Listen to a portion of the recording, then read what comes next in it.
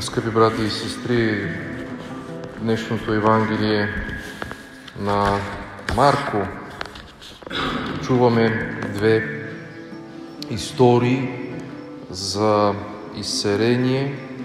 Първата за жена, която е болна, има кръвотечение. И втората история за възкресението на дъщерята на началника на синагогата. На пръв поглед тези две истории са свързани с крайната нужда на хората. Това ги свързва, че е дошъл един момент, една ситуация, в която човешките сили не са достатъчни. Можем да кажем една безнадежна ситуация. Това, което обединява също двете сцени, е една огромна покора в хората, които отиват и молят Исус за помощ. Второто нещо, както казах, човешките сили не са достатъчни. Третото нещо е една пълна капитулация на човек, когато казва, че е стигнал до някъде край. Капитулира.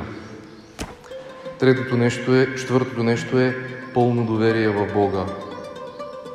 И в двете ситуации хората, които се нуждаят, напълно се доверяват на Исус, че Той може да помогне в тази криза. Също това е свързано и с петия елемент – пълна вяра до край. Това, както човек може от дълбините на сърцето си да го направи, да вярва, че наистина Исус може да изцели и да възкреси. И последното нещо е една молба, горещ вопъл с покора. Човек моли Бога. Само в едни такива крайни ситуации може би сме изпадали.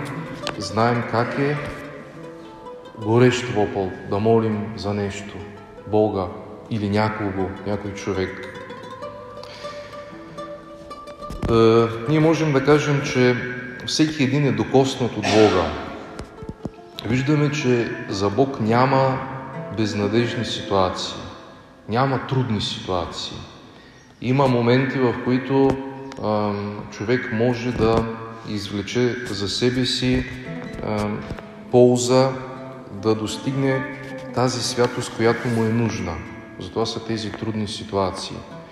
И Бог ги дава, Бог позволява в нашия живот да преживяваме кризи, болести, страдания, смърт на близък човек. Ние знаем как е и знаем какви са нашите трудности. Бог затова го позволява заради нас самите. Учениците са желаели от Исус да умножи тяхната вяра. Единственото нещо, което искат от Него, е да умножи вярата им, да подсили вярата им, когато Него го няма, когато не го виждам, когато и ние днес също църквата отслужва таинствата, виждаме причастие, вино, но ние Исус не го виждаме лице в лице и затова е нужна вяра.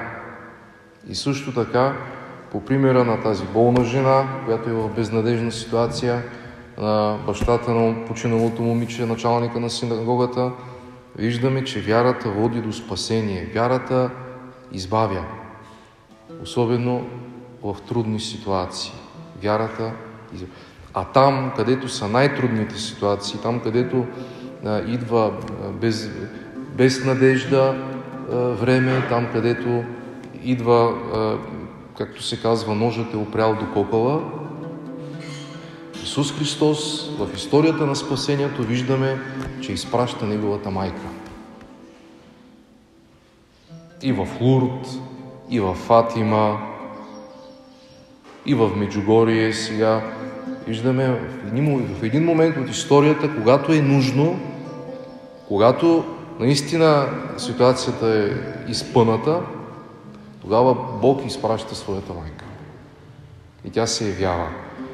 На кои? На хора, на деца, на младежи, на хора, които са вярващи, които чувстват в себе си една покора спрямо Бога, спрямо Божието величие. Нали? В основата на всеки грях е това да бъда над всичко. Гордост. А тук е нужна една покора, когато човешките сили виждаме, че са слаби, тогава Бог идва с една радостна надежда. И това, което можем да извлечем от днешното Евангелие, както Исус казва на своите ученици: не се страхувайте, отплувайте на дълбокото. Много често свети Йоан Павел II също казваше в своите проповеди да не се страхуваме. Да не се страхуваме, да няма отчаяние, да няма безнадежност в нашите постъпки, но да се надяваме и да вярваме. Когато човек наистина с покора, с жива вяра и една надежда, това, което произхожда от днешното Евангелие, виждаме, че Исус никога не изоставя, особено в трудните ситуации. И както в Лурд Дева Мария се явява, нали, там има едно поточе, едно изворче, когато казваме, че тази вода е лековита. Нали? Когато се появява, ние знаем от историята на Лурд, когато започва изблика първата вода, кално, мръсно, водата няма ликовити свойства, има вярата. Вярата в Бога, вярата в Неговото присъствие, вярата в Неговите сили тук в нашия живот.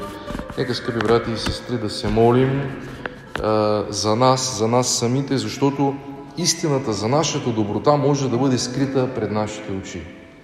Ние много не знаем за себе си. Все още много не знаем за нас самите. Толкова колкото Бог знае.